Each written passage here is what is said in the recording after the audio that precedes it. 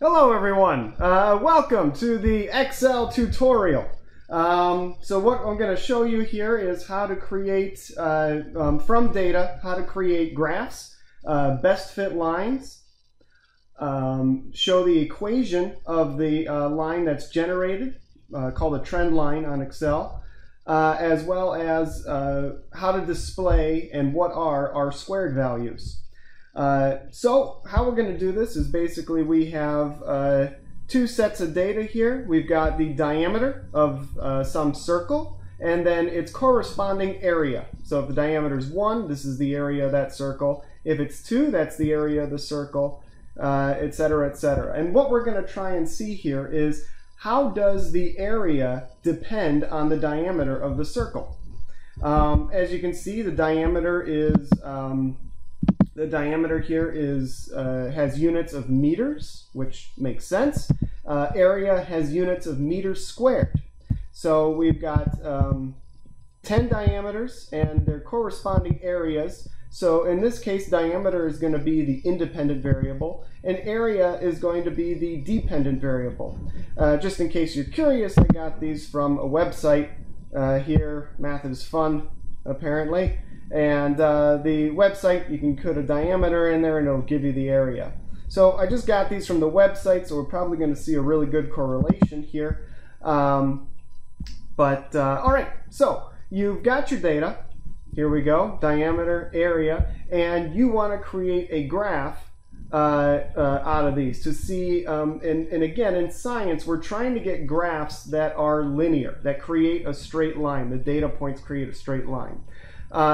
So to create a graph on Excel, what you do is you highlight all of this, and after you do that, you go to Insert, Charts, and the chart you want is a scatter plot. So I got down here, you can see you don't want any bar graphs, you don't want pie charts, you don't want anything connecting the dots. You just want a scatter plot like this. Everything in science, you want a scatter plot. I should say in physics. Okay, so I'll click on this and I get a scatter plot, and notice the title is not exactly what I wanted, what I'm looking for. This graph is diameter versus diameter versus area of a circle. So that'll be that. You might want to also identify your, or you don't, not might, you do want to create label your axes for the Y and X. So I'll go over here to the this thing here. It says chart elements. If I click on here, I can click on axes titles.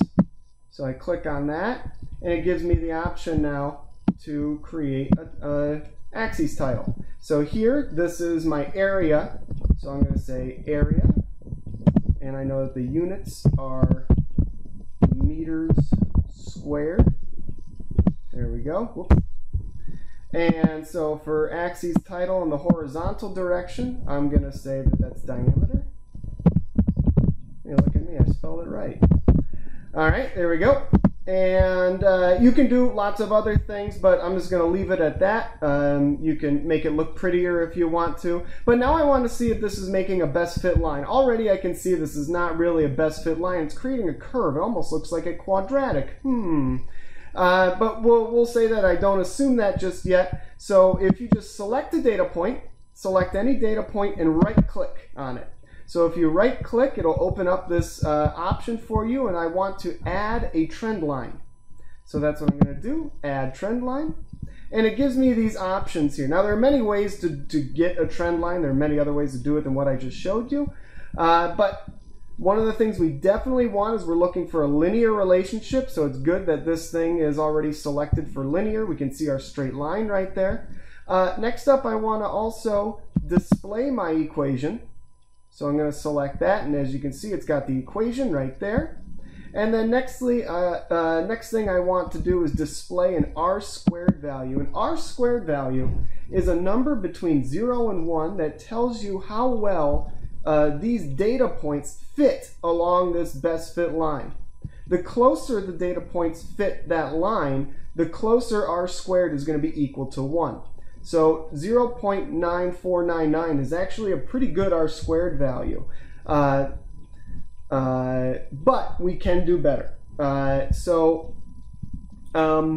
Oh, and if the data points are further away from the best fit line, you're going to get an r squared value closer to 0. So the more that these data points are just scrambled and all over the place, the closer you'll get to an r squared value of 0. The closer the data points are to the trend line, the closer r squared is equal to 1.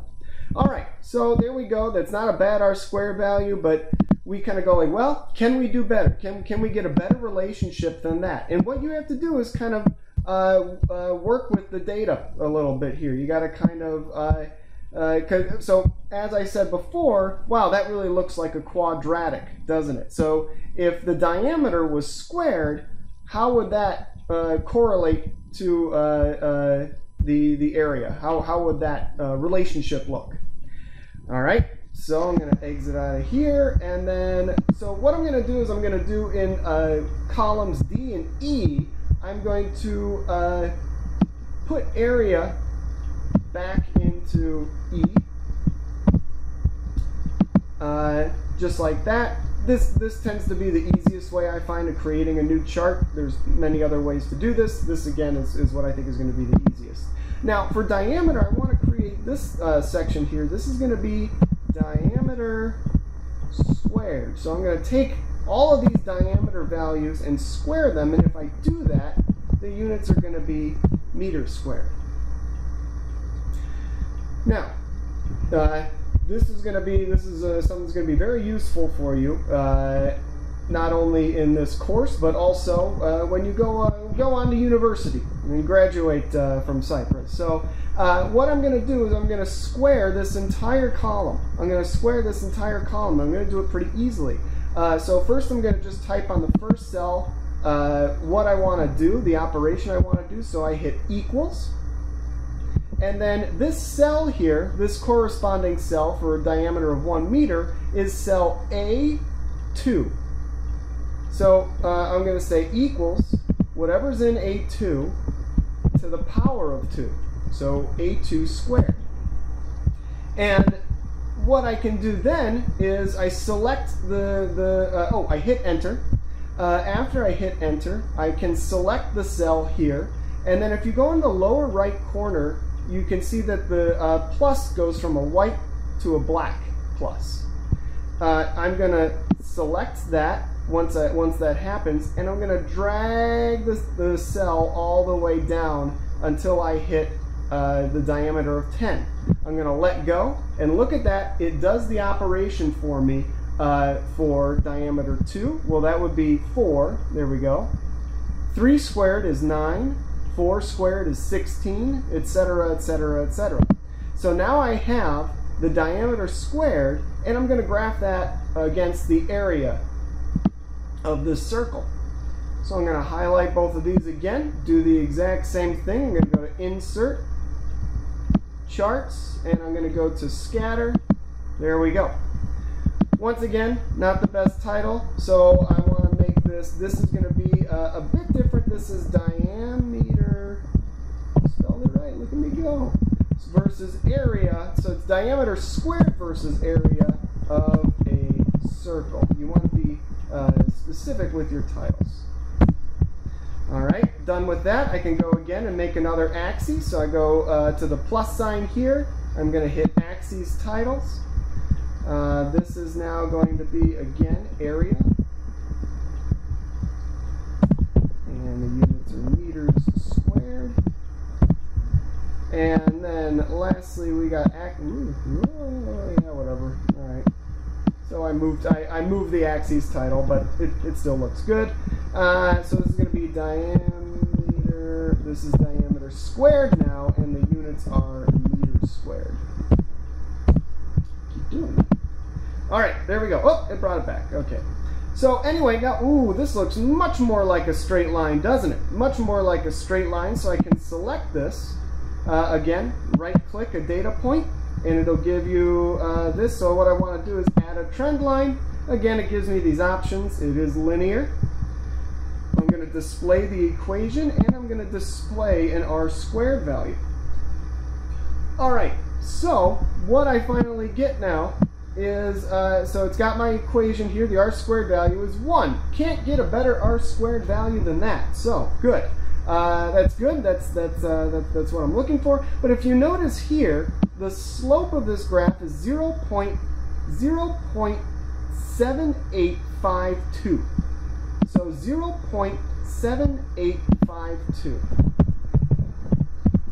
Now, what is the significance of that slope? Many of you may be looking at this and going, wait, shouldn't those of you who are kind of getting this should be thinking like, wait, shouldn't the area be, or shouldn't the slope be pi? Well, let's look at that.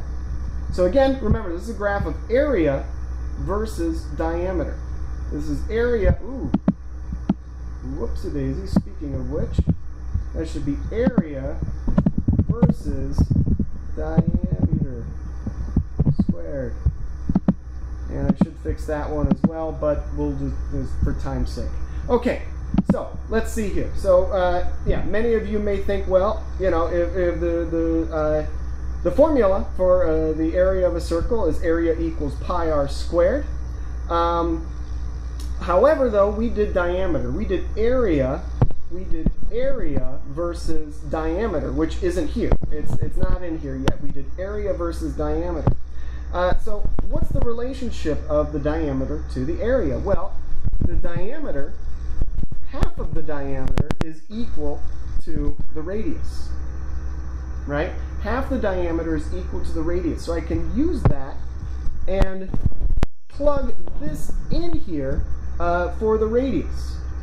So if I do that, what I get is that the area is equal to pi times d over 2 squared. Or, another way to write that is area equals pi d squared over 4. The squared distributes, right? It goes there and it goes here, so 2 squared is 4. And another way to write that is I could just take the 4 and bring it over to the pi, so that would be area is equal to pi over 4 d squared. Alright, so what I have here is if I graphed area versus d squared, I would have a linear relationship there. Because I would have area, all of this would be your y-axis, the vertical part of your graph. And then all of this, the whole d squared value, would be the x part of that graph. Again, if I had a graph, there we go, we would have all your data points, and then the best fit line would look something like that. This would be area versus diameter squared. Now, if I made if I found the slope of this, that'd be the rise, the run there, be the change in area over the change in d squared. So the slope is the change in area over the change in d squared, which should give me, well, let's look at this. So if I took d squared and I divided, if I divided both sides of this equation by d squared, I would have a over d squared equals pi over 4.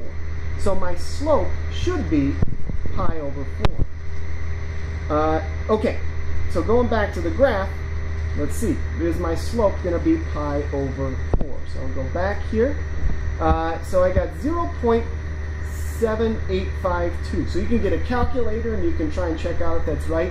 Or you could actually use Excel, because I could hit equals and then pi. So pi here on Excel, I can select this and it gives me, there we go, there's the pi function right there. It gives you an open parentheses, just close those parentheses right there. So that's pi, that's the value, the number pi. Well, you can see I'll hit enter and it'll give me 3.14, blah, blah, blah. But I want to go even further because I want to do pi divided by 4 and see what value I get. So what do you think? I hit enter, and there you go.